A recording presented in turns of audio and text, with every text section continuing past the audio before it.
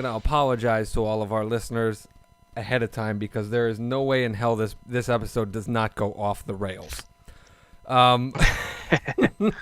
So, as many of you may not know, when you're listening to this, I will have just turned 35 years old. And as of about 2 or 3 weeks ago, I was medically cleared by 3, count them 1, 2, 3 different doctors of an alcohol allergy. It wasn't just alcohol, but alcohol was included in it. Medical condition that I've had my entire life. So I am not the 40-year-old virgin. I am the 35-year-old sobriety test, as I've been calling myself. Full disclosure, this is not going to be the first night I've been drinking. I decided that it was going to be in the best interests of everybody that, occasionally doctors get it wrong. Not usually 3 in a row, but occasionally weird odds will happen. I kicked back a Budweiser at a wedding. It was the best case scenario to do it because my parents were already watching my newborn son and, my 6-month-old son now. My wife was capable of driving, and it was free. So I kicked back, and I just had a Budweiser. That was my first alcoholic beverage ever. It was terrible. As I described to many people, it tasted like drinking bug spray. That took me about an hour. So the next time that I drank, which was the second time, and also let's keep in mind I was at a wedding, so I kind of stuffed my face with food. It was in a nice, well air-conditioned wedding hall. All the good things were lined up, so I was pretty much taken care of. The next day, I went out in the hot 95-degree sun in a swimming pool with an empty stomach and a spiked Arnold Palmer, which is only 5%. It's the same thing as a beer, but I have zero tolerance. And that I could not taste any alcohol on. So, of course, I drank that shit within 7 minutes, like, not a problem, thinking I'm all right. And then the heat set in, and the alcohol, that delayed effect that I had no idea was really a thing, how much of the delay it comes, and how much the empty stomach factor and the dehydration of the heat would kick in. And I had to climb out of the goddamn pool and sit down on a chair and just hope the world would stop spinning. Off of a spiked Arnold Palmer. This is how weak I fucking am. So that was the extent of it until yesterday, where I had a buddy of mine come over, who I've known since the day he was born. And the idea was just we're going to try a bunch of stuff. And I'm not kidding you. We had 8 different drinks. We had 1 beer, 2 beers, 3 beers, a shot of scotch, another beer, a Jack and Coke, a rum and Coke, and then another Jack and Coke. And this was in the span between 5 o'clock and 10:30. So maybe about 5.5 hours of just solid drinking. And yeah, today was an experience. Today was a long Sunday of a lot of bathroom time, some Excedrin, sleeping and hugging a pillow, cold showers, things of that nature. And yet here I am again, signed up to try these wonderful drinks that these fine gentlemen joining us this episode have concocted for me on the first ever Art of Cocktails. Now, I have gone out and they have picked out these wonderful drinks, and I'll go through them as I start them. I'm going to have to pop on and off of the episode. They're going to fill in when I'm walking to the fridge.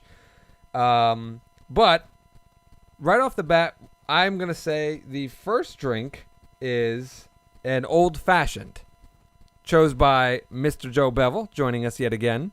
Welcome, Joe. Hey, Joe. Hello. Hey, Joe. I'm curious to know, really quick from you, what made you choose this particular cocktail? And while we're at it, if everybody wants to kind of get into this in a moment, because after Joe gets done telling me why he chose it, I'm going to go grab the drink from my fridge and start sipping. But I would like to know everybody's first experience with alcohol. There's not a lot of things in our lives that we remember the firsts of. Like, you know what I mean? Like, you do a lot of firsts when you're a kid and memories kind of lapse and all that kind of stuff. So we're all kind of old enough to remember our first drink, I hope. So, Joe, I'm just curious, what made you choose this particular drink for me? And then if everybody wants to go into their first drinks, feel free. So I went with the old fashioned just because, like, early days of like cocktails and making stuff it was more like the old style, and then fancier drinks came more into vogue. Okay. Yeah. And after a while, people were like, I don't want all the like frilly whatever. Give me the old fashioned, just sugar, a little bourbon, and fruit. The classic. And then, yeah, it's a classic. And then like 70s, 80s, it got more like fruity and just like people putting like all kind of stuff in it. And I think now it's like back to like, let's do it the old school simple way. And so, yeah, it's a good classic to start with, and probably a little easier to drink than just straight bourbon. Right. That's fair. Yeah. All right, you guys can go into your first drinks. I'm sorry I'm going to miss some of it, but I'm going to run and go get the first drink. Go for it. Yeah, Matt, do you want to start off with that? Yeah, I can. So I was raised in like a Christian Lutheran school. So along about like 6th, 7th grade, I was taking communion. So like technically that was probably my first. Right. But even prior to that, I went to a confirmation party of an older kid when I was maybe in 3rd or 4th grade. And they had one of those fountains where like the top of it was Sprite and the bottom of it was like alcohol. And then the idea is it mixes it. Right. I was taking from the wrong part. And like, you've never seen a more hyper silly kid. Yeah, right. I remember like me and a few friends went to just go climb up this grassy berm and just roll down like multiple times. And we just did it all night long, just laughing our asses off. So that was probably my first one, 3rd or 4th grade. How about you, Joe? Oh, man. So I don't know how bad this is going to sound. When I was a kid and like little kid and my dad would read to me, he would give me Budweiser in a small mason jar with a handle. And in retrospect, it's because I talked a lot as a child. And, it put me to sleep and whatever. Yeah. But first, like, a little older and out, I went on a road trip to a concert in, like, Birmingham with 2 friends. Matt Walters, the male friend that I'm talking about. Oh, yeah. And we took a bottle of rum and like some other stuff, and we went to the show and drank there. I'm pretty sure underage, and then came back to the hotel and just like raged and like I don't know. It was just a weird time. There was toothpaste all over the room the next day. But it was fun though. Yeah. All right. What about you? Interrupt. Yeah. So okay, the old fashioned. This is what I did, and Joe just checked me because you were talking about fruitiness. I followed the directions from what I read online, and what I did was I did the sugar cube, I did the bourbon, which is a Hayes Parker Reserve.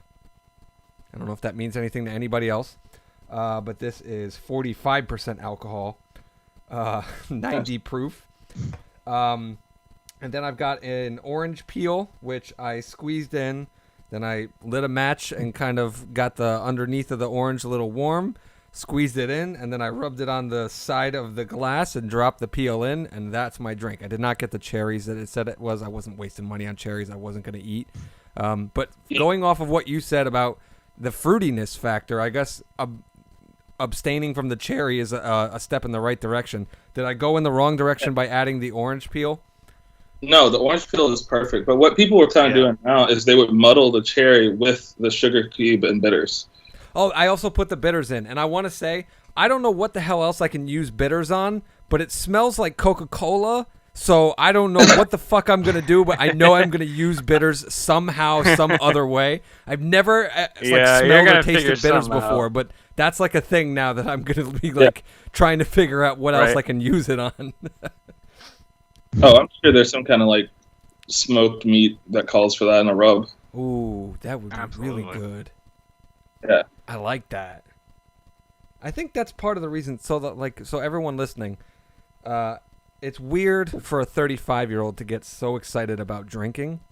And most of you listening do not understand the plight my life has been watching everyone else getting drunk, being jealous, and kind of like down talking drunk, and then doing a 180 the moment I got fucking cleared. It's interesting to me because and this is a lot of people agreeing with this. If anyone knows me really well, they know how much of a foodie I am. Like all the whole like getting extra with recipes and smoking things and curing shit and aging stuff and all that jazz. I'm very interested to play with the idea of pairing drinks with meals, concocting things myself. So this is very exciting for me.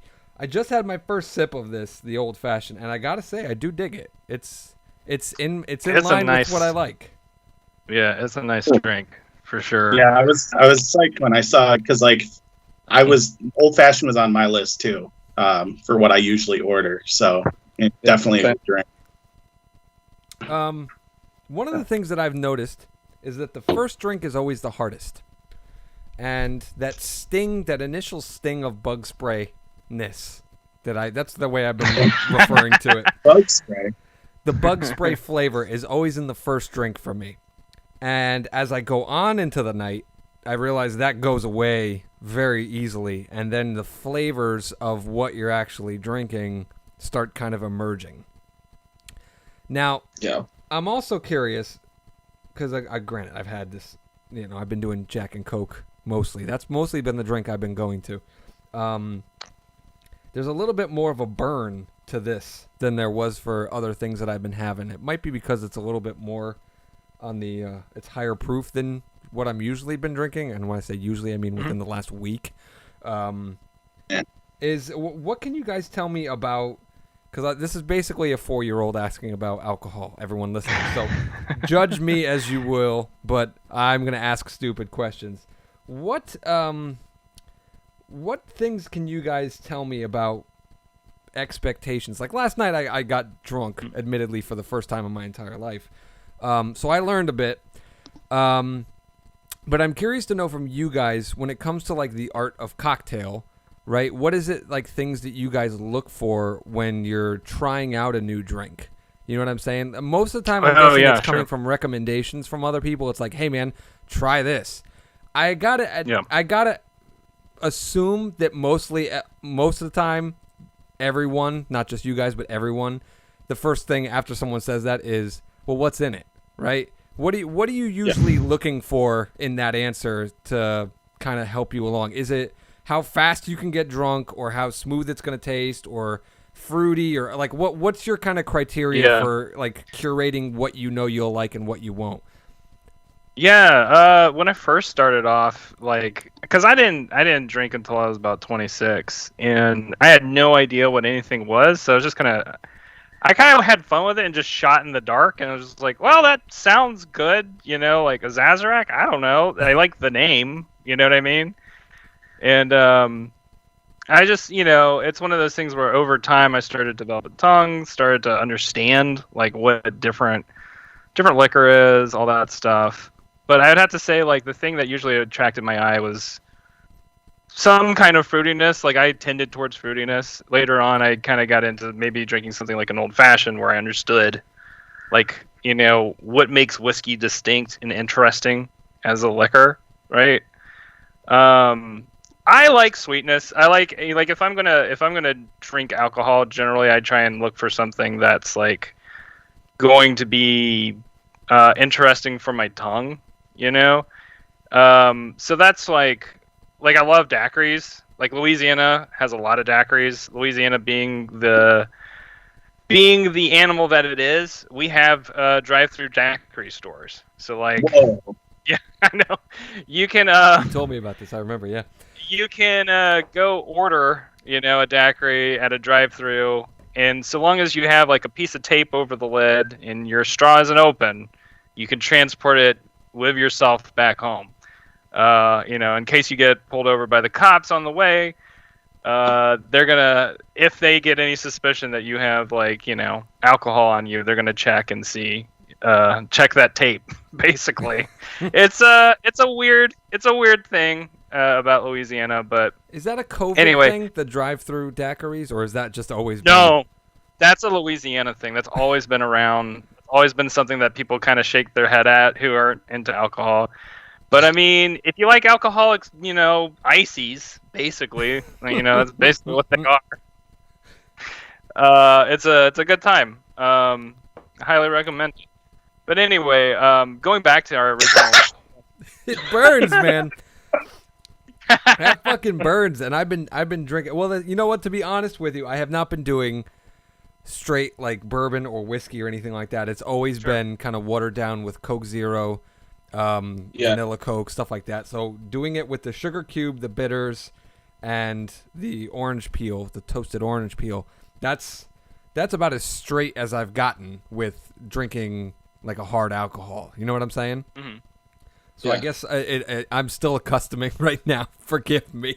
It was just the best face ever. I'm not trying to make you self-conscious. No, it's fine.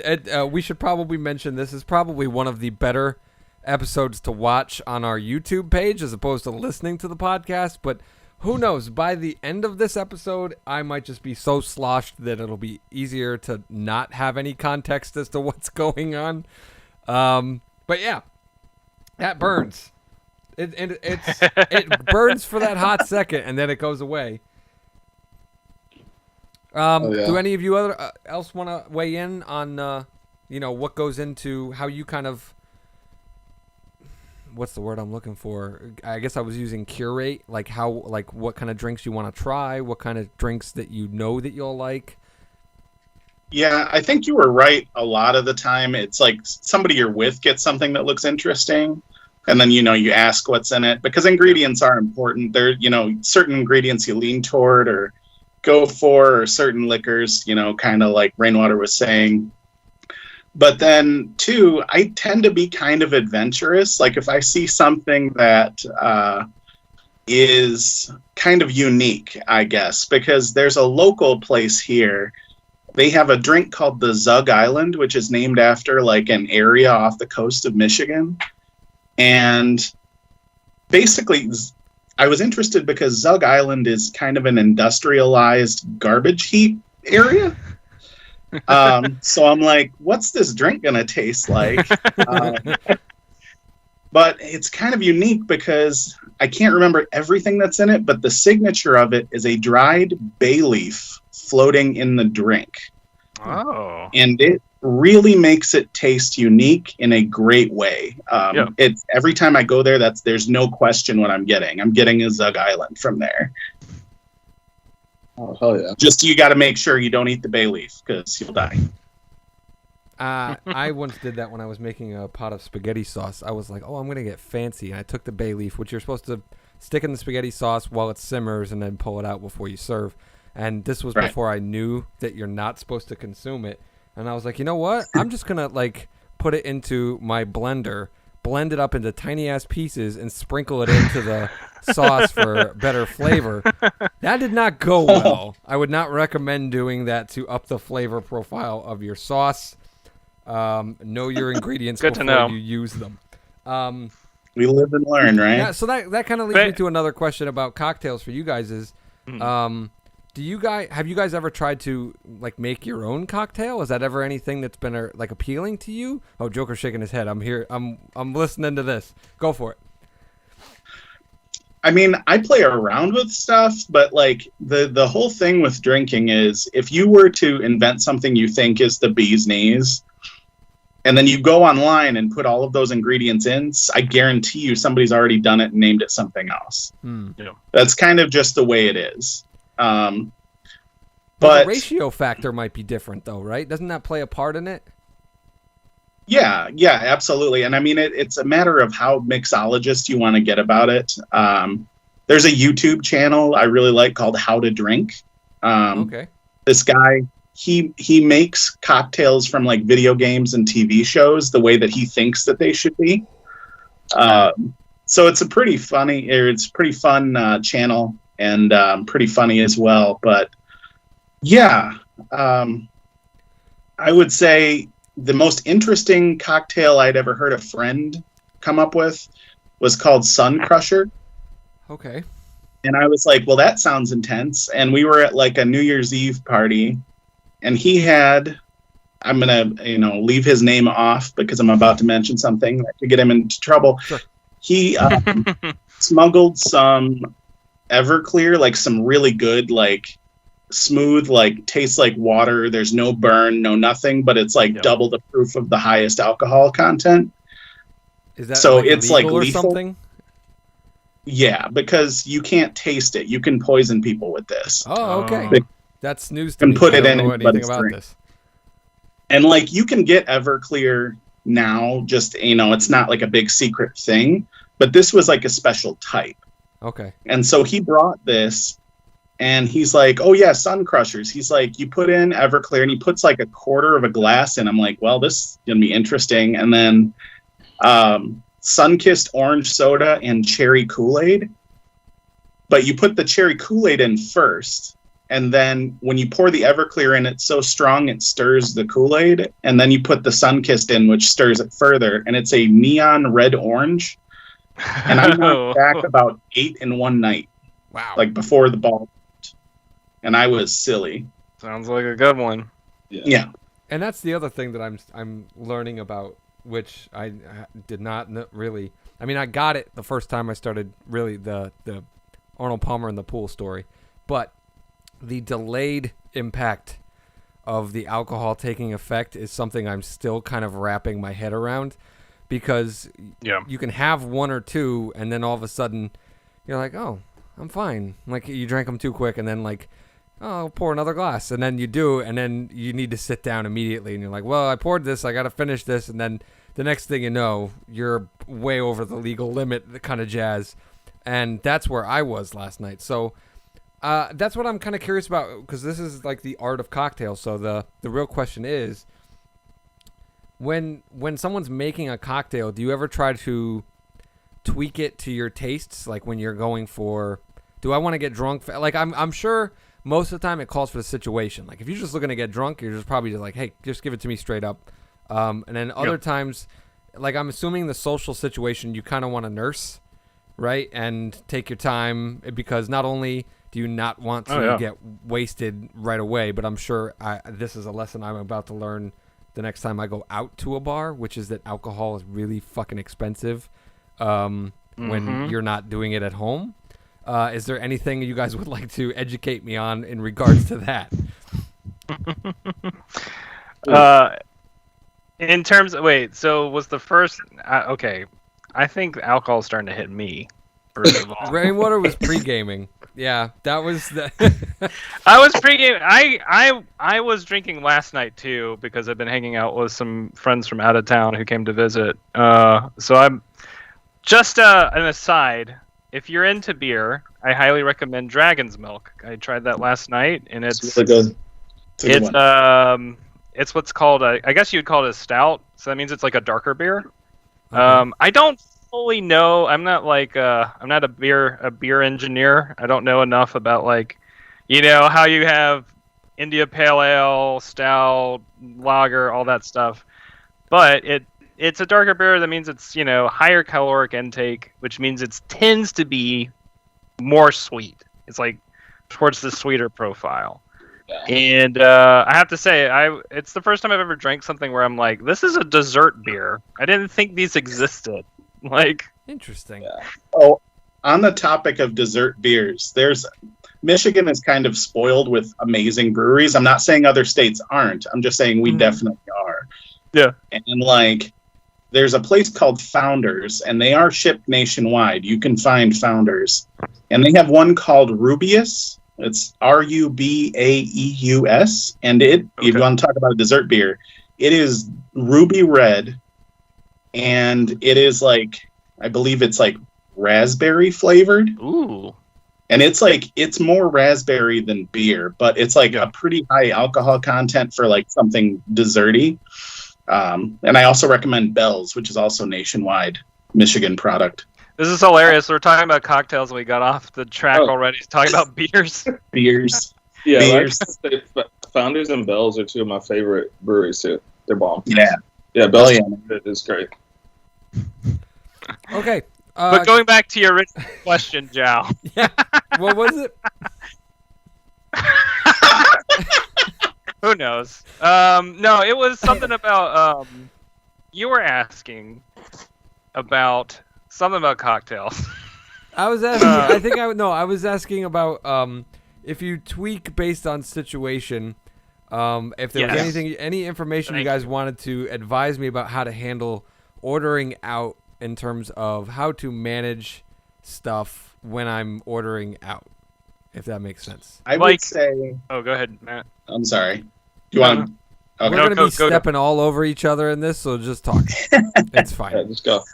So I would say, like, when I'm at like a social situation or like a party, something like that, where you want to like not embarrass yourself, which I did embarrass myself at a birthday party of my own once, which is not good. But what I like to do is start off with like one or two stronger drinks or like a stronger drink and some shots. So you start strong, and then when you start to feel it, then you start drinking like cheap, shitty beers to just coast. It's like getting the early lead in Mario Kart and then keeping that lead by like staring stuff behind you. Well, I noticed this. Oh, go ahead, Rainwater. Go ahead. I was gonna ask, is that related to the old rhyme of like liquor before beer, you're in the clear, beer before liquor, get drunk quicker? Or never been sicker. Never been sicker. Oh, never been sicker. Is that what it is? And that's an important distinction. Yeah. Yeah. Because, and I'll go ahead and tell the story while I'm on the subject of embarrassing myself at a birthday party. My better half threw a surprise X-Men themed birthday party for me at our house. That's awesome.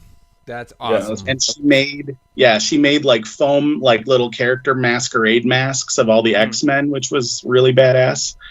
And she had a blue and a red drink that she had made, speaking of making cocktails, but they were super duper sweet. Like, we're talking like Kool-Aid level. And it was like really hot out, and I was really excited, and a bunch of friends were there. So I'm just firing these things back. And like, I'm just sitting there talking to people, and all of a sudden it was just like just all over myself. And I just had to get like taken into my own house, and I slept in the bathroom, and people came to say goodbye to me at my own birthday in my bathroom. Wow. So, well, careful. I was proclaimed as a champ last night. Many people were impressed of the fact that I had 8 drinks, and this is kind of like the first time that I started drinking. And that I did not puke. I did not, like, I handled the liquor well. And then they chalked it up to a strong-ass 35-year-old liver that really didn't have to deal with shit until now. To which I got shit for that, which I don't blame my liver. Like, that's not cool. My liver's fine. I don't see why that's fair. I don't blame my liver. But here's so let's talk about this for a little bit, because I noticed last night. Number one, I do start to notice when I'm starting to get drunk. The weirdest thing about it is, in my mind, my brain is observing everything real time. Like, it's actually like I'm perceiving everything as it happens. But for some reason, the delayed motor skills is like on a 7-second delay. So that's when I started realizing that's what fucks with you. So you understand everything that's going on, but somehow your brain is not operating on the same level as your or your response is not operating on the same level as your perception. Does anybody else agree with that kind of observation of when you're drunk, or am I just not understanding correctly? No, I think that's a... Go ahead, Joe. I would say that's accurate, but I would also add that, like, it's also like your normal self has these like locks on it, and probably like the further you get into it, the more they start unclipping. Yeah. And there's a range where, like, a little bit more, uninhibited. So like maybe talking a little more and like feeling more comfortable, and then it goes into like maybe now I'm being a weirdo and an asshole. I don't think I've hit that yet. I think I've hit last night. I hit ugly cry, where it was like talking about stuff because I was talking to people about my son and like that kind of stuff. Like I sounded like a 12-year-old going through puberty. Like it you know what I mean? Like I got choked up about it, but I never got into the depressed stage or anything like that. But I will say, when I hit peak, when I hit the .09, there was a moment where I realized, and I cut myself off, That was like I was conscious enough to say I was in the middle of a Jack and Coke, and I said to myself when I started it, I'm like, this is my second to last drink. And then halfway through it, I was like, no, this is it. I'm done. And I didn't even finish that one. And after that had happened, I was like, okay, I'm done. I want to sober up. And then as like an hour or two went by, it reversed back into that my brain was functioning in real time. But I was frustrated that the fact that my body was still like slumbering all over the place, back whacking into shit. And you know what I mean? Like I would stand up to turn and I would twist. Like, you know what I mean? Like, it became frustrating. So I'm curious to know more about the Joker. You were talking about the cruising down by starting harder. And then when you go with the cheap shit, it does that make, because I was told that coming down off the drunk is the worst part. That's why most people will like get like blackout drunk because they just prefer to like sleep through that part and not even have to experience it. But the coming down part, I'm curious to know if you guys have any insight on how to handle that. But let me go and get my horse neck and try that, because I don't think we should do this episode for 4 hours. So somebody else weigh in, and then when I get back, Joker can give his 2 cents and talk about why he chose the horse neck for me. So I'll be right back. Okay. All right. So going on Giles' question. My first response in terms of what I was thinking about, and this is kind of based on experiences with other substances, not just alcohol, in regards to the come down, right? It was interesting what John was saying about come down is always kind of the worst part. And I would say that's probably applicable to about any intoxicant most of the time, including even caffeine. So like, go ahead, Joe. When you start twitching at the end of it. Yes, exactly. Yeah. I've been coming to this realization that like caffeine for me is like kind of a bad drug in that, like you maintain so much focus at the beginning, and then when you come towards the end of it, it's like suddenly your brain's trying to switch back to its normal mode, and it's like incompatible for a little bit. And you start feeling cranky because you're not feeling focused in the same way. You start feeling like you need to, if you haven't eaten, like that also amplifies the crankiness, right? Yeah. So I think that might be something similar that's going on, like, well, when drinking alcohol, where it's like when you're switching between states of consciousness, basically, that is always kind of upsetting for the human brain. Like it's just it's not a fun point to be in, but. Joe or Matt, do y'all have any other thoughts in regards to that? So I was off getting an ice cube, so I apologize if I'm going to repeat anything. Oh, no. I was just TLDR. TLDR, I'll just say that my main thesis was that the main reason why the come down is so hard, and not just for alcohol, but for just about any substance, is because it's that shift from one stable state of consciousness to another stable state of consciousness, and the brain doesn't like changes. It doesn't like the change part. That part is like, it's a lot of uncertainty, it's a lot of instability, you don't know what's going to happen next, and then once you finally plateau into that next state, you can get used to it and resettle yourself. So anyway, any thoughts in regards to that? So I had something, but I feel like Joe has barely talked, so I really kind of want to yield the floor to him. I was going to say on that, too, on the changing states, is don't fight it, and it'll probably go better. Yep. Like, I was trying to rush. That was what it is. I got to the point of peak drunkenness, and I was like, all right, I'm done. Like, I want to go back to being normal now. And I think that's what it was. I got frustrated with it was taking its time coming down. Like, that's the kind of shit I learned from shrooms, where it's like, there's nothing you can do to fight it. Like, you're there. You're there until it's done. We'll see, but I was like drinking a lot of water. I was trying to hydrate just to piss it out, and I was thinking that would work, and then it just made me piss. Like that was the end of it. It didn't really affect the mental state all that much. I had given you probably illegitimate bro science about if you just drink a lot of water, you'll piss it out and metabolize it faster. That's the thing that I've been trying to do. I mean, my dad gave me bro science before I even started this. He was like, if you don't want a hangover, take 2 Excedrin and a whole bottle of water right before you go to bed, and you won't wake up with a headache. And I did that last night, and I did not wake up with a headache. The problem was I only got like 3 hours of sleep because it was shit.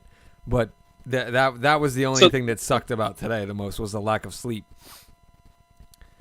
It's dehydration, though. Yeah. That's really what, like, a hangover...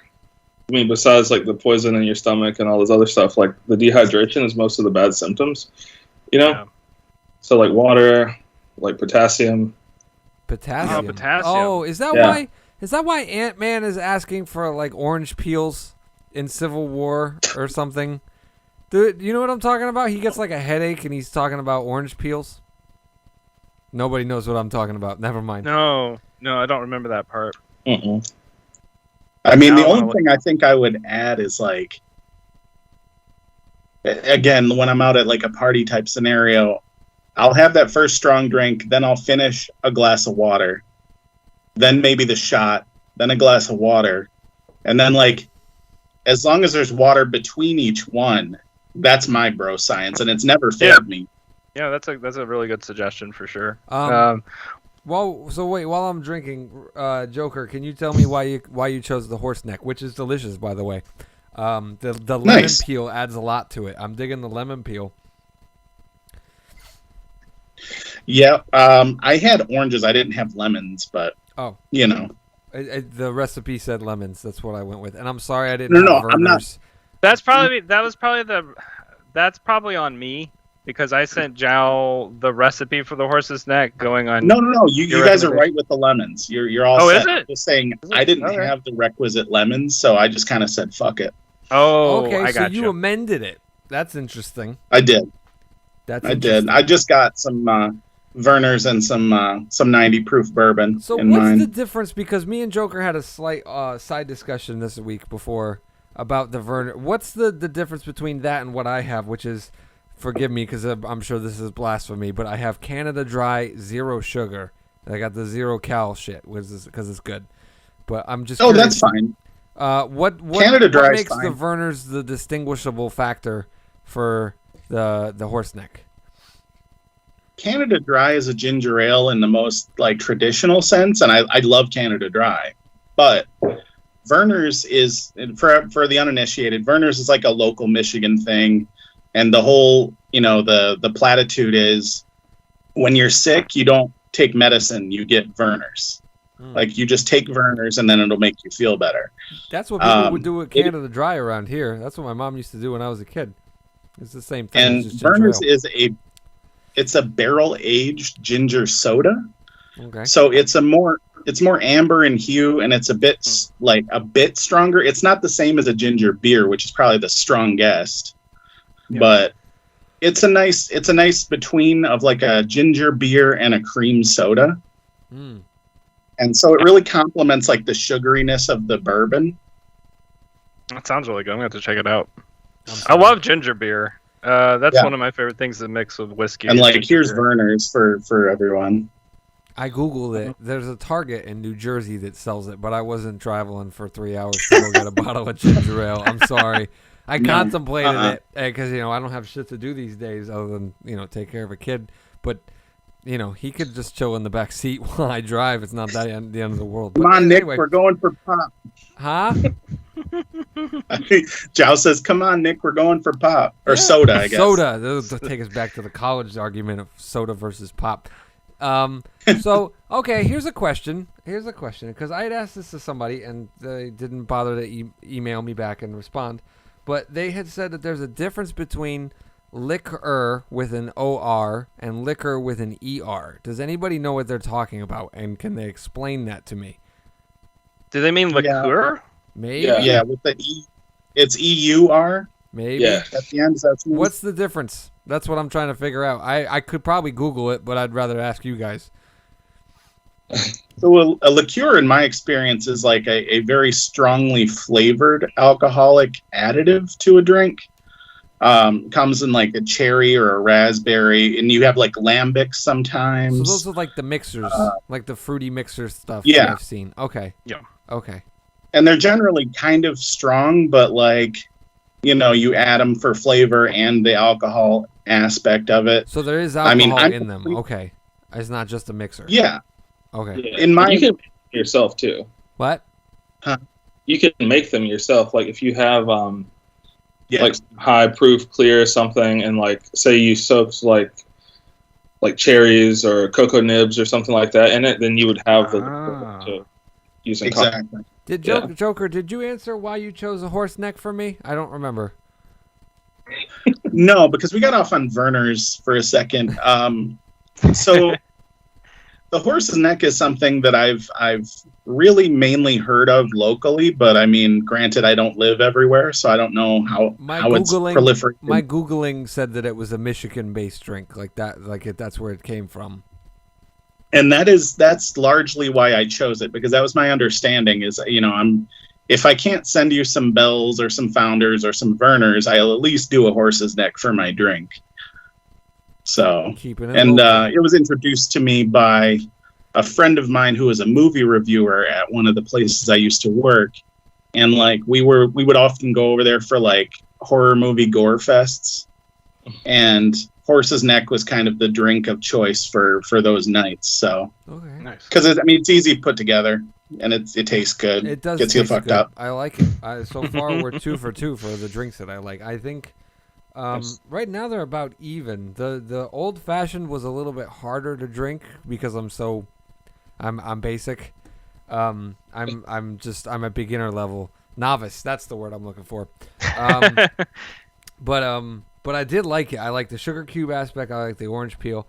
I don't know if the cherry adds something, but I don't really care. I don't care for cherries. I do like oranges, but so far oranges and lemon peels, and on deck we have rainwaters, which I'm going to get to in a couple minutes, but I want to try and drink more of the horse neck first. Yeah. Okay. Did we all talk about our first alcohol? I remember hearing Joe's story. I don't remember hearing Joker. So I'll recap. Sure. Previously on Midnight at the Spaghetti Factory. Exactly. 20 minutes ago on Midnight at the Spaghetti Factory. I should probably just rewind and listen to it then. You don't have to go into it, but all right. So okay. That works for me. I'm just trying to ask questions for you guys because it's the art of cocktails. What do you think really goes into? One thing I will throw in. I'm sorry. Go ahead. No, go for it. I'm just making shit up to ask questions because I've lost the handle right now. I'm so sorry, Joe. I think you're embarrassed for me. It looks like you might be. Don't be embarrassed. I'm okay. I'm really okay. As long as the problem is going to be getting up to get Rainwater's drink and getting back into my office. Oh no! Over the light cords and the camera cords and stuff, because I might trip. Or I spill the drink, and I don't want to do that because I just got new shot glasses or a drink glass. I don't know what the fuck the Scotch glasses. What are they called? Eyeballs. I don't want to break them. I don't know what the fuck is this called. The glass. This is like a highball. That's a highball. That's a highball. Okay. Well, I don't want to break it. It's nice. It's nice. So yeah, talk about I don't know. So I was going to throw some off the rails. Go. Somebody else take the lead. I think Joker's got it. Please. Yeah. Please. So I'm going to drink. That's what I'm here for today. You drink your drink.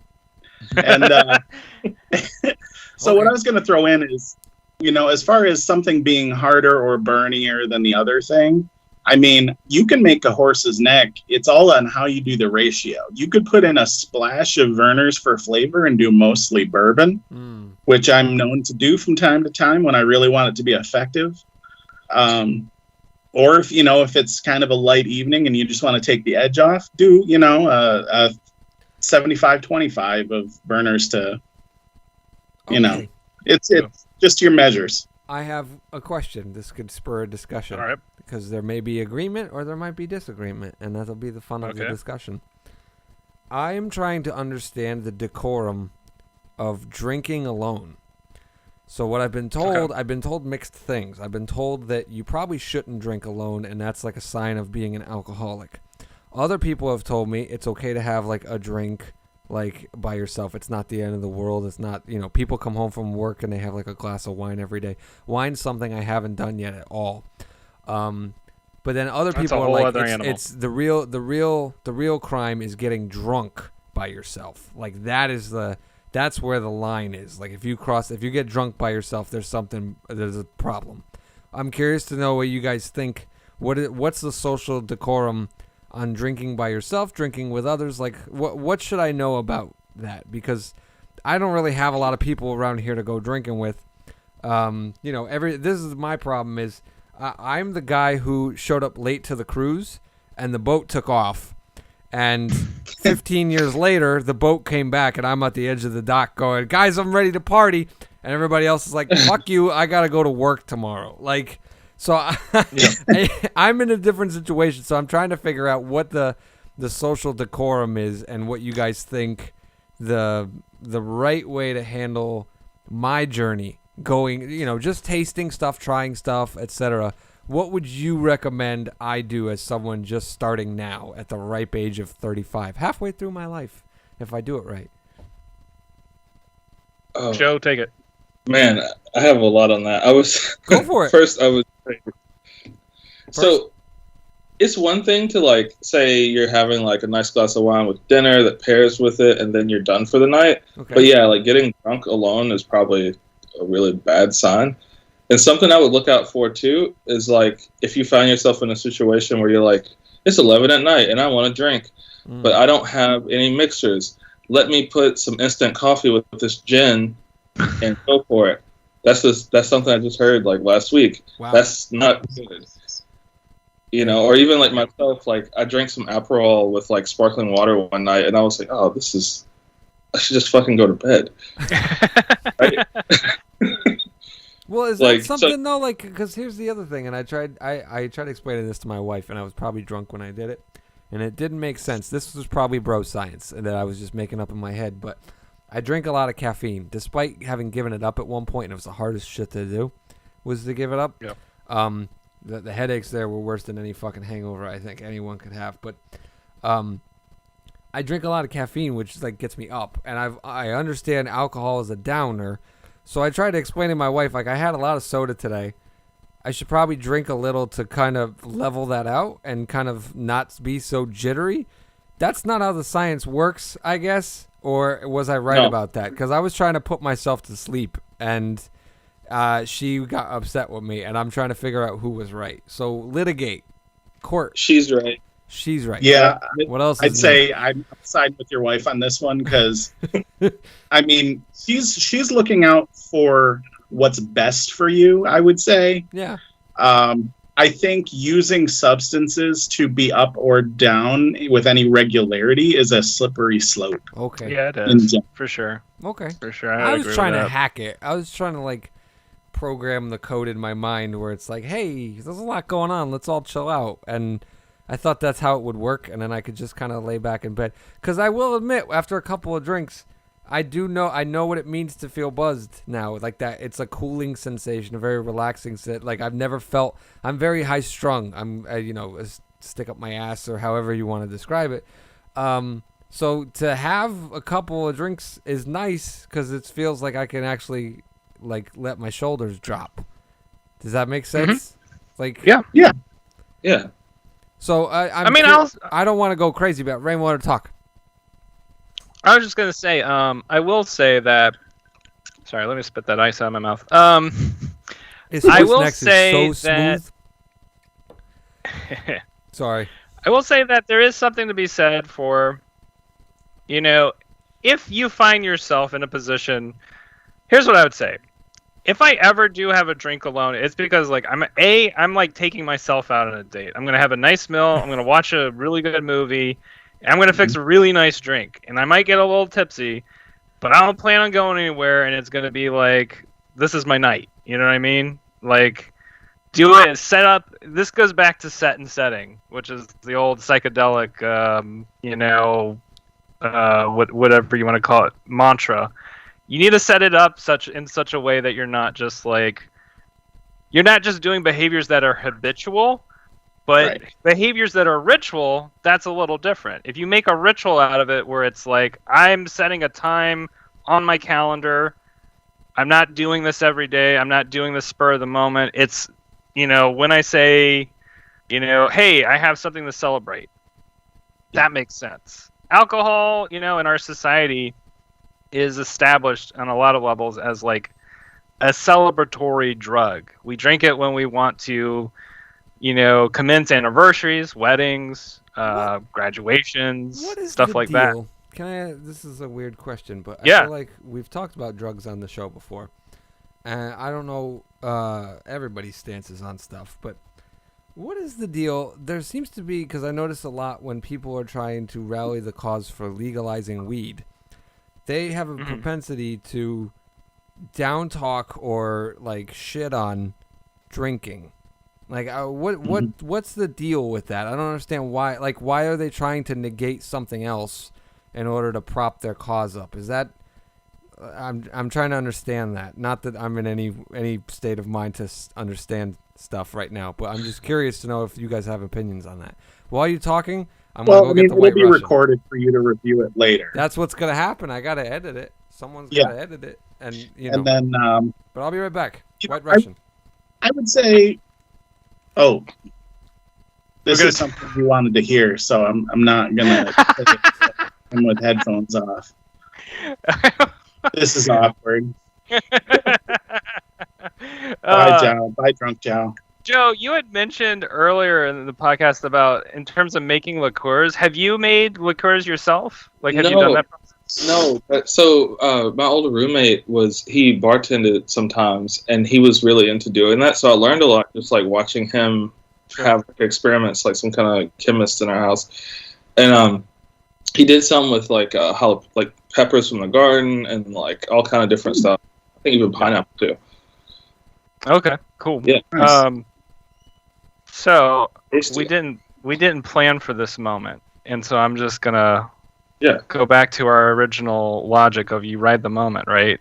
Yeah. And as Zhao comes back in, Matt, do you want to pick up what we were originally talking about, which was a question I cannot quite remember, but I hope you do. Yeah, I hope I do too. What are we remembering? I'm trying to remember the question you asked before you took off your headphones and walked away before I can answer. You're not going to ask me to ask it again because I don't know what it was.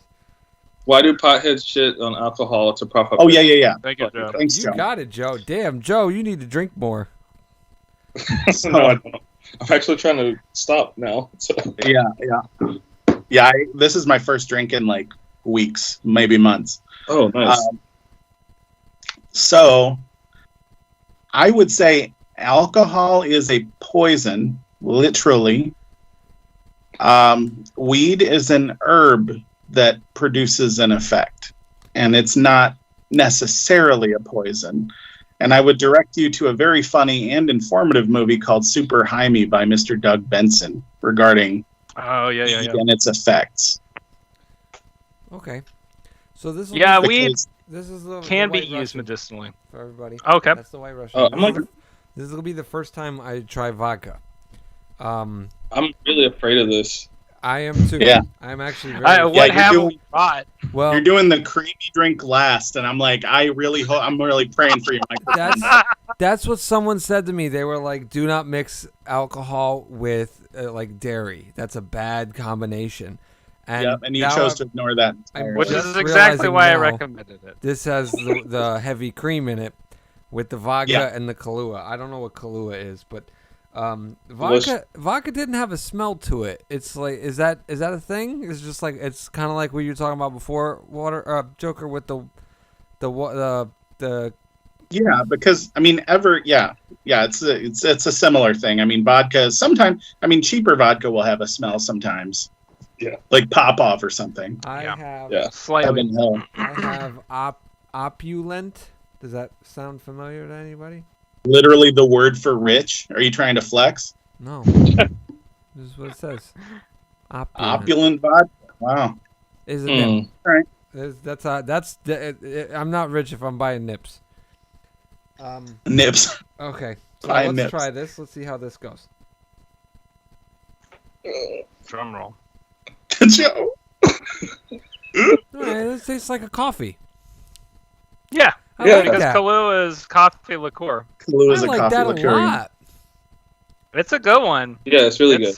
It's one of my favorites. That but is- like that both is a Joe and dessert Matt are drink. saying, you got to be careful with how you pair it. Yeah, don't go too fast on that, bud. I'm not gonna. Believe me, I'm already at Okay. a point where I'm slowing down. I have not finished either the old fashioned or the horse necks, and I know that I need to take it easy.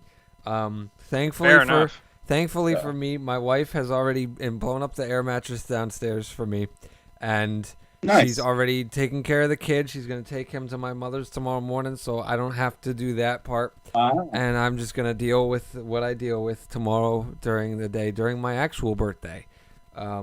She's good to you, Joe. She is. Yeah, the that's- best. I love my wife so much. She's awesome. That's awesome. She's making sure that I'm behaving, and not that I would, but she like took my keys away the second I told her. Like the nights that I was drinking, she's like, "Okay, we're gonna hide these just cause." But all fairness, at no point, even last night when I was gone, at no point did I say, "Hey, let's go for a ride" or anything like that. Like I'm still Yep. conscious enough to know that I like that's a bad idea. It's not even if I didn't have my app that told me what my estimated blood alcohol content is or whatever, I know I'm like responsible enough to say, yeah, I'm gonna sit down and not move, and that'll be that. I don't even I give props to people who walk home drunk, because last night I was like afraid to climb stairs. I was like, I'm not gonna fall off of this and break my neck because this is gonna happen, and I would rather sit outside till 3 a.m. with a dead fire pit and just, I'd rather fall asleep in this chair. That was my whole mindset. This is so good, and you guys have me scared now because I want to drink more of it. But you guys No, got me drink thinking some that more. something bad It'll is be going to happen if I drink it. Are we talking about? No, Are you'll we be talking fine. about me getting like wasted plastered, or are we talking about me getting like pukey? Pukey. No. Don't go back to the others. Yeah, just don't go back to the. Oh, Yeah. I wish I had known that. I would have drank more. That's sad. Okay, question. Here's a question. Can I put these already mixed, even though I did this before we started to save us time, can I put these mixed, like, covered in the fridge and they'll stay good till, like, next weekend Sure. or something? That's the other thing. I didn't know. Yeah. I did not know Oh, next until, like, weekend. last week that alcohol doesn't freeze, and then you can put stuff Right. in freezers and get it cold a lot quicker. That was cool to find out. So I'm curious to know, like, I know beer goes bad, but then I hear all this stuff about, like, whiskey is aged and this and that. So if I'm thinking, like, for my son was born in 2020. If I buy him a cheap-ass, or not a cheap-ass, but a decent bottle of, like, whiskey now, and just put it back and give it to him when he turns 21, that'll be good, right? That aging in the thing? Or does it make a difference because it's in a bottle and not a barrel or whatever? Like, how's that shit work? No, I think that would be fine. But any whiskey you buy is probably already aged a little bit anyway. But Yeah. it continues to age, though, right? If you just hold on to it. Well, yeah, I mean that's how time works. Right. But I didn't know if it makes a difference. Like, at some point, it's just got to, like, plateau, right? It hits, like, a stall where it doesn't really affect. What does the aging actually do? Does it make it easier to drink, like, smoother to drink? Or is it, well, I don't concentrate the flavor? I don't know what it does. Well, when you age in a barrel, it takes on the flavor of the wood that the barrel is made of. Okay, it's like smoking And, like- alcohol almost.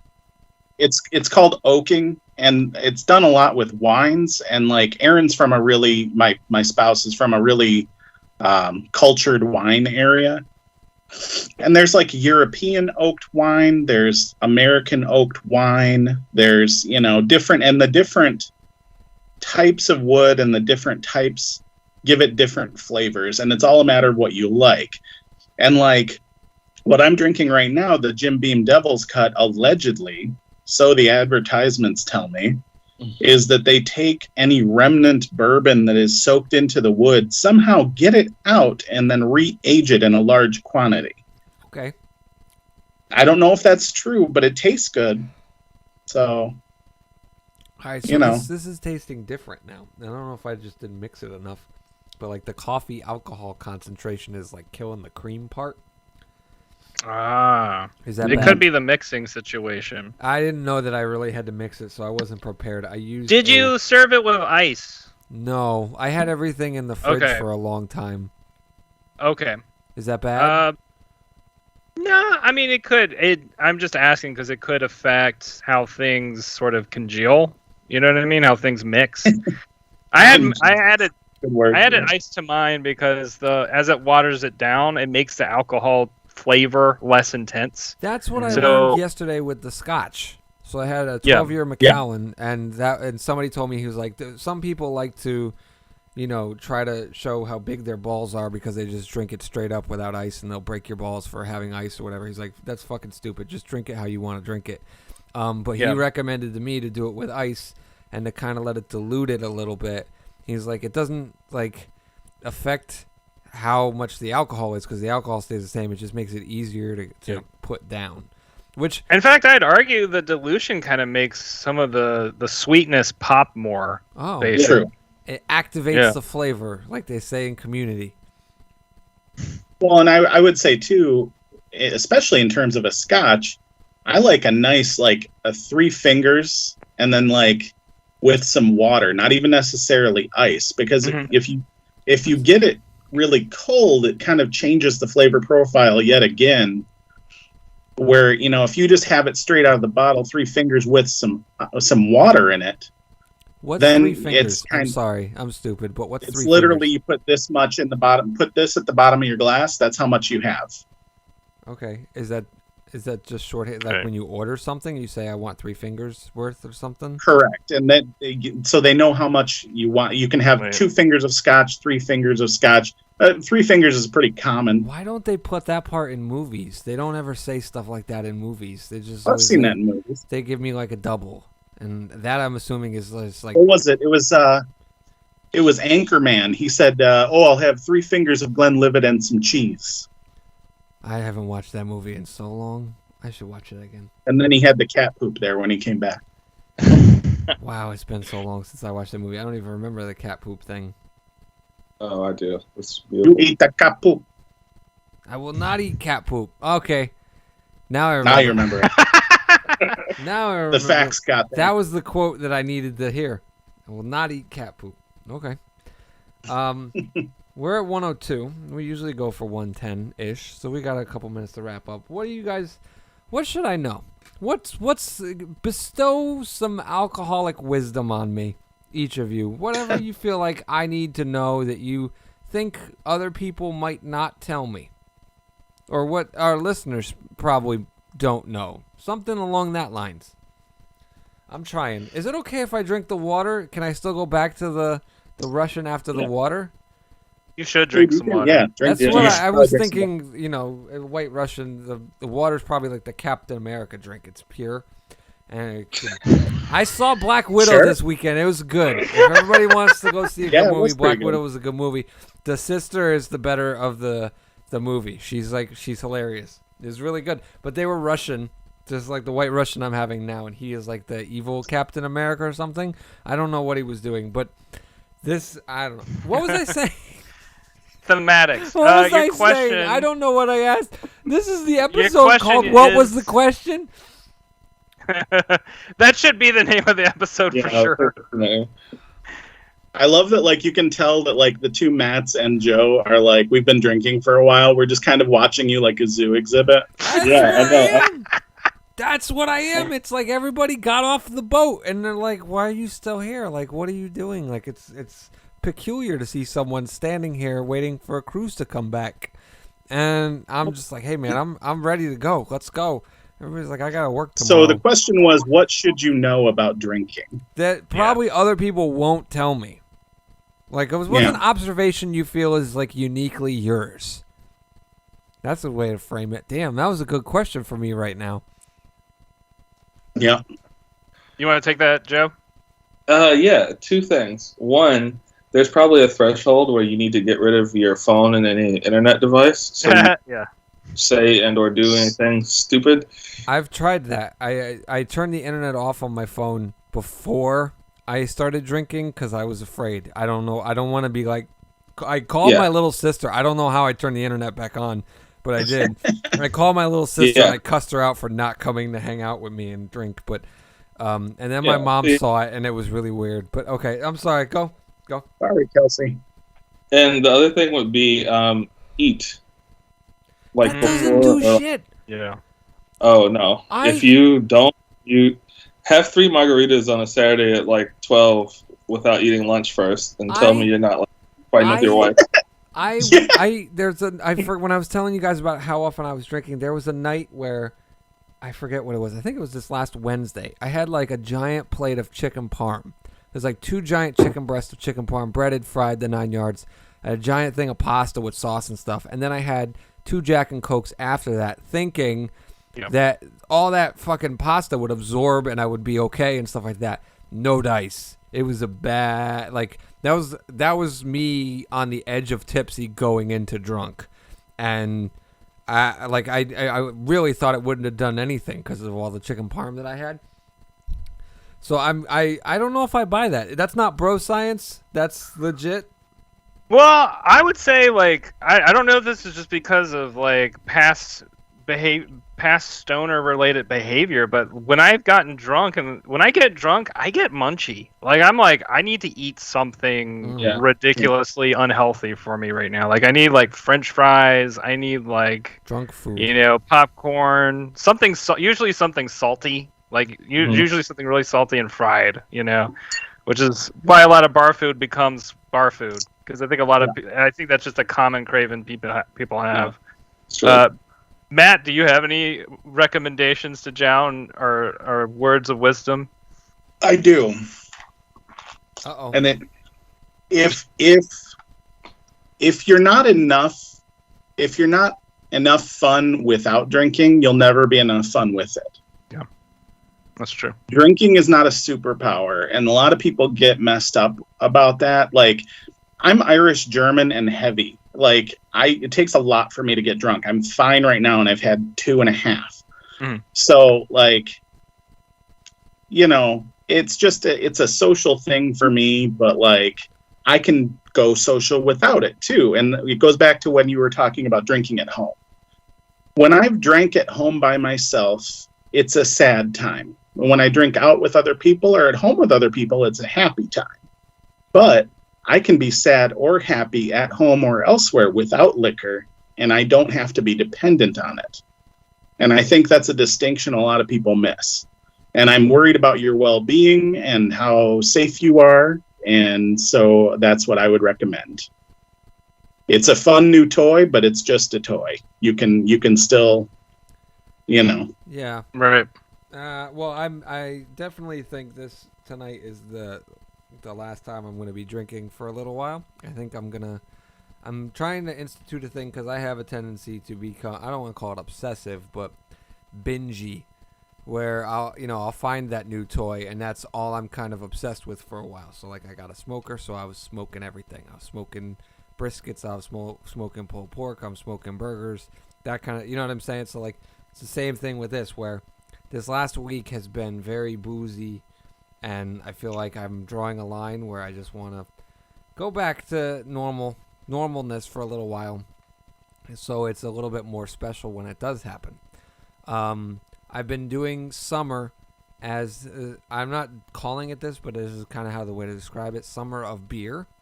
So like beer, whiskey. Whiskey was the one I wanted to try. This is a dude's drink, you know what I mean? Not that ladies can't have it. I'm sure plenty of them could drink me under the table. But it just feels like a dude's thing, and I wanted to have a whiskey and a steak for my birthday. That was what really kind of spurred the whole thing. But then I was like, okay, if I'm doing that, I should probably have like some kind of beer first. That's like a good way to kind of intro shit. I'm saving wine for the winter. I feel like that's an appropriate season to do that. Does anybody have feelings about that? I'm kind of looking forward to cider. Like hard cider in the fall. That I think sounds like fun because I'm a big like Halloween, autumn, fall kind of person. And I think there's some stuff that I'm going to want to try there. To wrap up, is there anything you guys feel about like seasonal drinking, like how it should go? Do I have a kind of good idea of what it should be, or would you recommend something else? So there's actually like wines that kind of cover the spread of the year. Like normally in the summer you would have like whites and rosés, Okay. and then later in the year you would go darker. And with beer, it's kind of the same, where like you would do lagers or lighter stuff in the summer, and then in the fall, winter, you would switch to like stouts and porters. My cat is wanting out. That's okay. My stomach is bubbling. That's fucking weirding me out, and that's why I'm stopping now. That's another thing too. And this is super gross, so I'm sorry to say it, but I have to say it. Don't ever feel like you missed out on the years of drinking without having a lot of crazy poops and stuff. Yeah. I learned that this morning. Yeah. That was a lesson I did learn, but I kind of figured that was it. But all right, so yeah, okay. If anybody doesn't have anything else about the seasonal question, let me ask this. I actually do. Hold on. Okay. Since you're into Halloween, try Oktoberfest beers. I wanted to, and somebody said it's not that great. I mean, here's the thing. Something's only as good as, like, you can oversell it. I'm not going to say, like, sure, dude, it's amazing. You got to have... No, it's a beer, and it's pretty good, but it's different, and it's something seasonal you can get in on, so, you know. And then I'd also recommend meads for the fall. Yeah. Okay. That's mead like is, Renaissance fair shit, right? not just, because, I mean, we have a meadery around here that opens not worldwide, but year-round. And, you know, they do lots of different flavors. They do some that are, like, cactus flavored around here. What's and the like difference between mead and beer and whiskey and wine? Like, how does that compare to that? So, beer is grains. It's like a wheat drink. Yeah. Liquors and whiskeys are sugar-based a lot of the time, or corn-based, or potato-based in the case of vodka. And then wine, obviously grapes, but you can have cherry wine. You can have different other wines. And mead is the closest thing I can compare it to. Is it's a honey wine. It's honey-based. Okay. It's really yummy. Really good. It's kind of my drink of choice. All right. So then, let's wrap up with this last question. You guys recommended drinks to me, and I'm very grateful because I liked all three of them. You know what I mean? Like I had scotch yesterday for the first time, and I was not it was smoother after the ice melted and all that shit, but I had much more of a whiskey. I don't know if that's too different, but I liked it. I couldn't drink the scotch straight up. The point is, I liked all three of the things that you guys recommended to me. So bravo to you three. That was excellent. So I'm just kind of curious to know if one of these three that you recommended is not your favorite drink. What is your personal favorite drink? And I'll start off because it's very easy for me. I've only had like 4 drinks total, like types of drinks at this point. I'm a Jack and Coke, or a rum and Coke. I had the Captain Morgan and Coke, and I'll tell you something, I could not taste the Captain Morgan at all. Maybe it's because I did it with vanilla Coke. I don't know. We don't know. We had quite a few by that point, so whether or not I could taste it was irrelevant. But I really enjoyed it, and it was smooth, so I might try that again. But rum and Coke, oddly enough, the guy obsessed with Coca-Cola liked the rum and Coke. But so that's probably my drink of choice at the moment. This might change by the next time we do another episode like this. But I'm curious to know, what is your go-to personally if it's not one of these that you've recommended? Go. I used to be a rum and Coke person, and then I started to taste more and more the super sweetness of the rum, and so I switched over to like Jack and Coke or whiskey and Coke, and that's my usual go-to. That's probably one of my favorites, especially if like I'm out and I go to do karaoke or something. Like I'm gonna order a Jack and Coke. White Russian is probably tied with that right now, and it's good. And I like it. I'm just not gonna finish it because the chemistry in my stomach is not. Yeah, Dr. Frankenstein is cutting me off right now. We want to preserve the chemistry in your stomach. We don't know what will happen. We don't know what we could create tonight. Olive Garden was probably a bad idea for dinner. That's all I'm going to say. God. Yeah, you should definitely. It sounds like a good idea to take a break. But I will say like those picks are both also for me. They're easy picks. They're easy to make. I don't have to like go too far out of my way, to put them together. And there's a lot of versatility in terms of like how I can get the same effect with the ingredients. Like, if you're worried about like the heavy dairy content, you can make a vegan White Russian with like almond milk or coconut milk. Very good with coconut milk, by the way. Yeah, but I recommend the heavy cream stuff is really good. It is good. It's It's definitely good. delicious. But if you want to avoid the potential catastrophes of mixing Probably cream. The wrong time with to your- mention I'm lactose intolerant, or at least I think I am. But Oh, it doesn't Well- matter. It doesn't matter because I had Ben and Jerry's this afternoon too. So So that's it's- still on me. it's gonna be an exciting time at the Kosarko Ranch tonight. Yeah. Holy shit. I'm praying for your toilet, brother. Yeah. It's taking a damage. It's taken damage before. It'll. Yo, make it. Joe, what about you? What would you say is a favorite drink? Holy shit. So I'm usually I'm way too lazy to make cocktails at home ever. But one of my favorite things ever is to either be exerted in the summertime and have a very cold, crisp lager of any kind, like cheap, or be on a patio somewhere and have a nice lager or IPA. And Belle Two Hearted is probably my favorite. But for Atlanta, I would say Tropicalia because you can't let Michigan have everything. But yeah, a cold beer in the summertime and talking to somebody outside. That's my. It is Sweet. nice. I liked my Arnold Palmer Spiked. I'm sure Yeah. that's a basic white girl bitch. That's No. that's the type of shit that I probably shouldn't drink if I want to call myself a real man. But I No, like fuck it. So No, fuck that, man. Drink what you want. I order drinks with umbrellas if I'm on vacation and stuff. oh and, my god, I get to do that now. Yeah, and guess what? Too slushies everywhere. That's the best too. Actually, summertime drinking is my favorite. It doesn't matter what it is. I'm kind of excited to do Jello shots at some point or another. I'm not a fan of Jello, but it sounds fun. Be careful. Jello shots are stronger than you think they're going to be. Well, Yes. so far everything has been stronger than I think it's going to be. It just whacks me 10 minutes later. Well, just be careful. Okay. Matt, do you have any favorite drinks you want to recommend?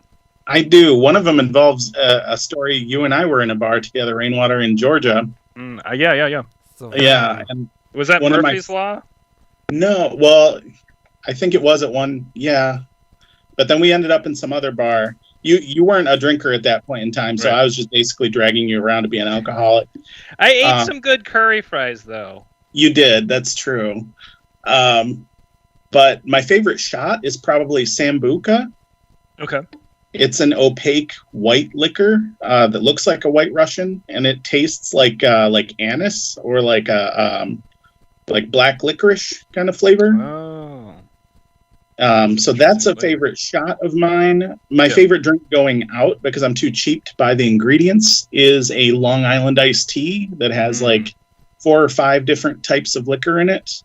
If they make a good one. And then just, I guess, favorite beers, Bell's Oberon is probably my main summer drink, or a Fat Tire by New Holland. And then, let's see, I would try a Mai Tai if I were you. Me? Yeah.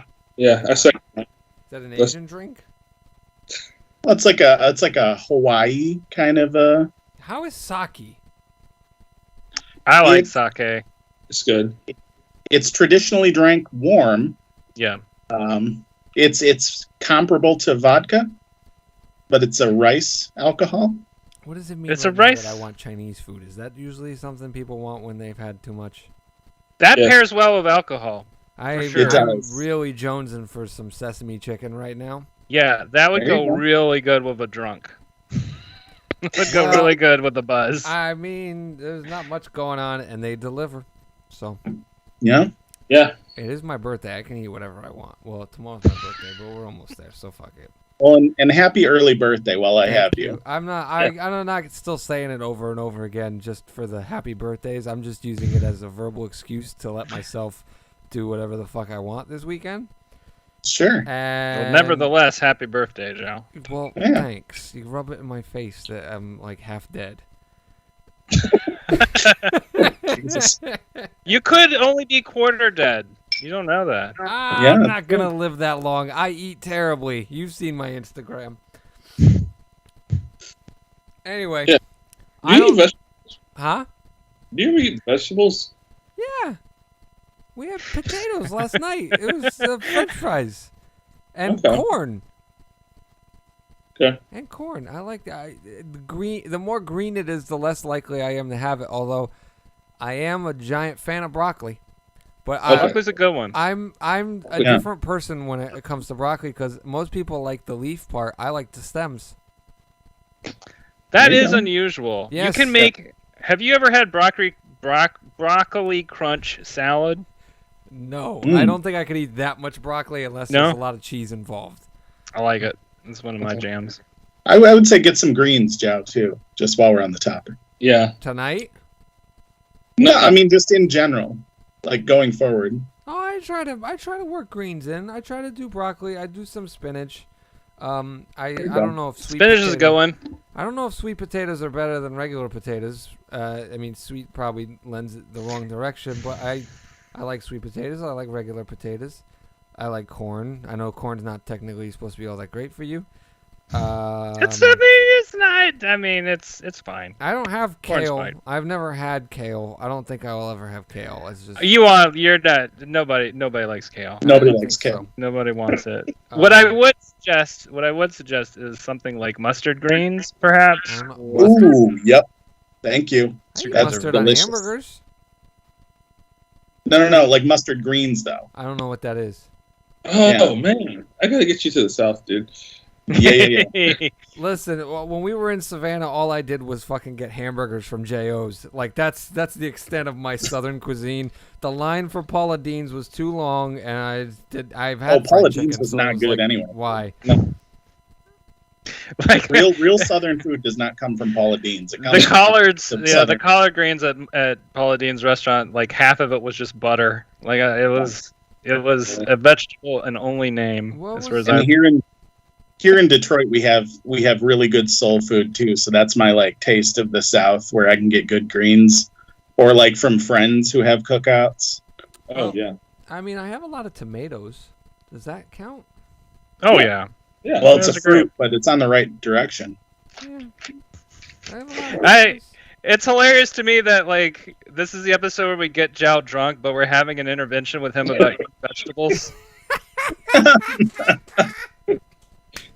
That's how you can tell we're like drinkers in our 30s, like kind of making sure he's still Yeah. okay. No, let's not intervene on the drinking thing and try and talk him out of it. Let's try and get him to eat less Yeah. sugar and bread and have him. Joe, we eat think you're greens. not eating enough vegetables. God damn it! I'm not. You're I don't care. I mean, part of me cares because I want to live long to see my kid. Sure. Yeah. You know, Yeah. there's things like that weigh on me. Like, but then No, at it's the- hard. Not everybody's into a salad. I Never. personally love eating salad. I don't know. It's kind of weird. know I don't you know do. why, but it's like something that I grown to like lettuce. But I also understand like it's not a flavor other people may get. It's not Like, a lettuce is flavor. not- Period. It's water Fair. in like a physical form that's not ice. That's what Well, lettuce also, is. too, iceberg lettuce sucks, but there's also like spinach and romaine and like I like Yeah, spinach. romaine's lettuce? really good. Yeah, no, but I mean it's a green, leafy green. yeah, it's a Oh, green. okay. Yeah. Yeah. Okay.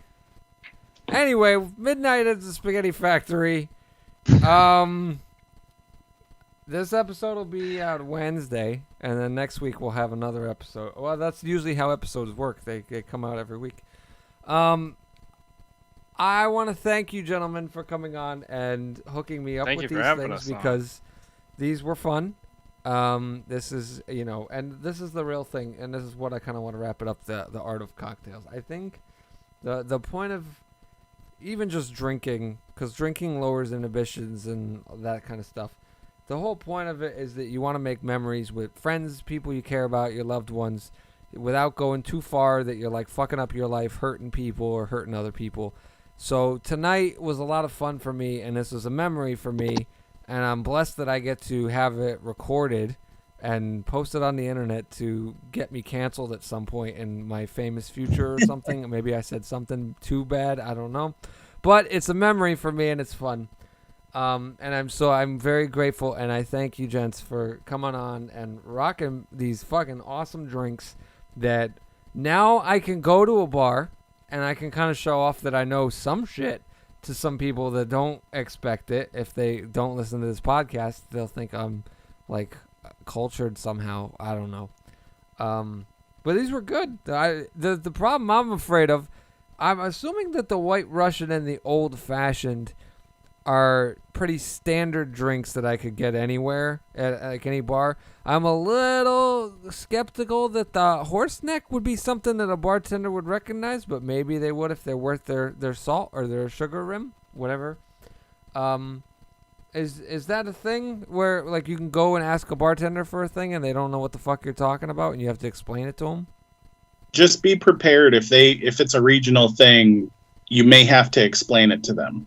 It's not that hard. It was bourbon and ginger ale. Well, there you go. I'll throw out too. It depends on where you are. If you're at a dive bar, probably not at all. You're just serving beer on tap or something, and that's it. Yeah, like dive bar, just be like, oh, just give me like a White Russian or whatever. But like, if you go to like an actual cocktail place too, they might know it. Okay. Yeah. All right.